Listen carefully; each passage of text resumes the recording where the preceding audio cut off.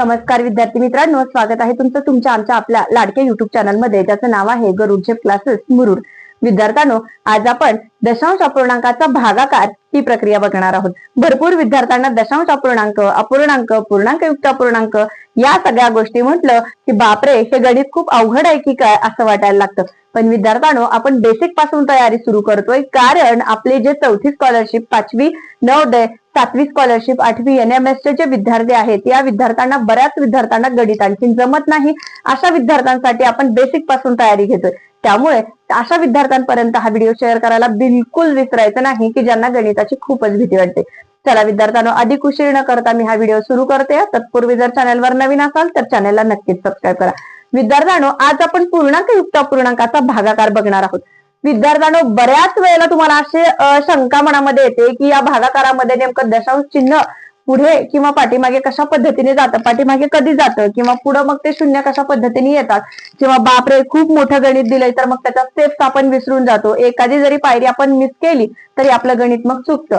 मग या सगळ्यांना शॉर्ट ट्रिकने आपण कसं बरं जायचं, काय बरं त्याची ट्रिक असेल. विद्यार्थ्यांनो, इथे मी तुम्हाला शॉर्ट ट्रिकच सांगणार आहे, पण आपल्याला बेसिक येणंही तेवढंच गरजेचं आहे. चला बघूयात विद्यार्थ्यांनो, समजून घेऊयात आपण पहिलं गणित काय आहे ते. बघा, पहिलं गणित काय आहे, 0.405 भागिले 0.9.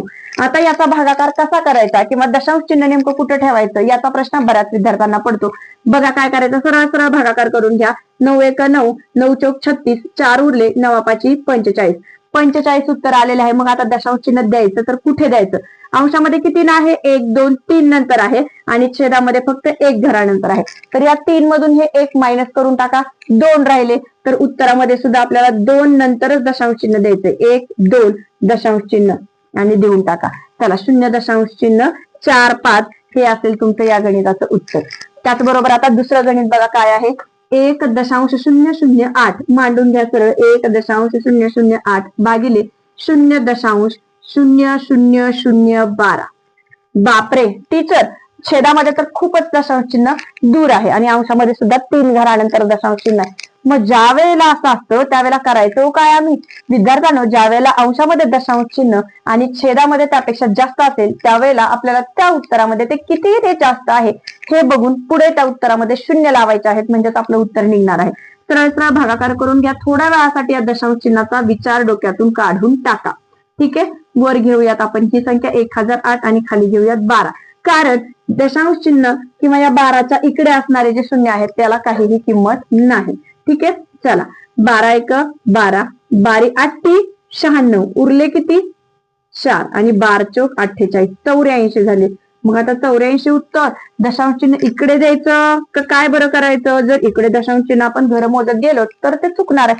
मग कसं करायचं बघा, अंशामध्ये किती दशांश चिन्ह घर आहेत, 1 2 3 नंतर आहे दशांश चिन्ह, 3 घरानंतर दशांश चिन्ह आहे. आणि छेदामध्ये 1 2 3 4 आणि 5 नंतर दशांश चिन्ह आहे का नाही, 5 घरानंतर दशांश चिन्ह आहे.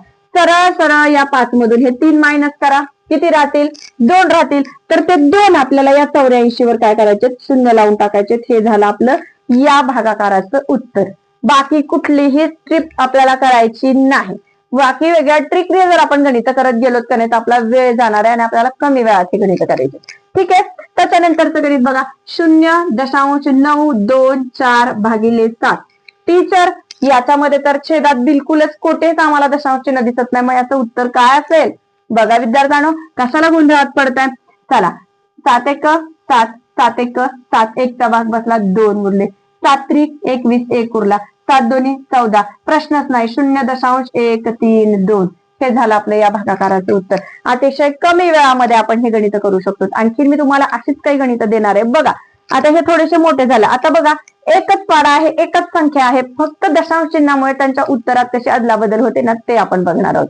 विद्यार्थ्यांनो, पुढचं गणित काय आहे ते गणित क्रमांक 4, 0.35 भागिले 0.07. इथं पण 0.35 भागिले 0.7 आणि इकडे पण 0.35 भागिले 0.007. टीचर, इथं तर भाज्य आणि भाजक सगळीकडे एकच आहे. मग आता आम्ही काय करायचं किंवा या उत्तरात कसं आणि काय चेंज होणार आहे, हे अतिशय सहज आणि सोपं गणित आहे. बघा, पण भरपूर विद्यार्थी तर कन्फ्युज होतात. सरळ सरळ मांडून घ्या. 0.35 भागिले 0.007.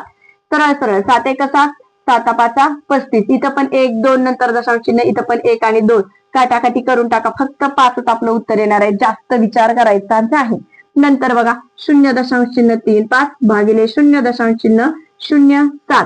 बघा आता इथं काय करायचं आहे बघा. 7 एक 7, 7 5 35. सेम उत्तर आलेलं आहे 5. विद्यार्थ्यांनो बघा, आणि ज्या वेळेला तुम्हाला 0.07 असं आहे हे उत्तर, इथं काय होतं 0.07 होतं आणि इथं फक्त 0.7 आहे. अशा वेळेला काय करायचं आहे, वर बघा दशांश चिन्ह किती घर आहे, 1 2 नंतर दशांश चिन्ह आणि इथं 1 नंतर आहे. म्हणजे या 2 मधून 1 मायनस करा, फक्त 1 राहतो. म्हणजेच आपल्याला इकडे काय करायचं, 1 नंतर दशांश चिन्ह द्यायचं आहे. म्हणजे 0.5 हे असेल आपलं या भागाकाराचं उत्तर. त्याच्यानंतर बघा 0.35 भागिले 0.007. आता इथं काय दिसतं तुम्हाला, मगाशीच्या गणितासारखं अंशामध्ये कमी आणि छेदामध्ये जास्त. ज्या वेळेला छेदामध्ये जास्त असतात की नाही, त्यावेळेला ते अंशातले काय असतील ते छेदामधून मायनस करायचे आणि जेवढे छेदामध्ये घर जास्त राहतील तेवढे शून्य आपल्याला उत्तरात द्यायचे आहेत. बघा 7 एक 7, 7 5 35, 1 2 3 नंतर दशांश चिन्ह आहे आणि इथं 1 आणि 2 नंतर दशांश चिन्ह आहे. मग काय करायचं, या 3 मधून हे 2 मायनस करायचं आणि जे शिल्लक राहते तेवढे शून्य या 5 वर द्यायचे. म्हणजे याचं उत्तर असणार आहे 50.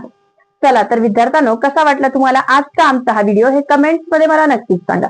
भेटूयात एका अशाच नवीन सोप्या व्हिडिओ सोबत. तोपर्यंत सगळ्यांना धन्यवाद.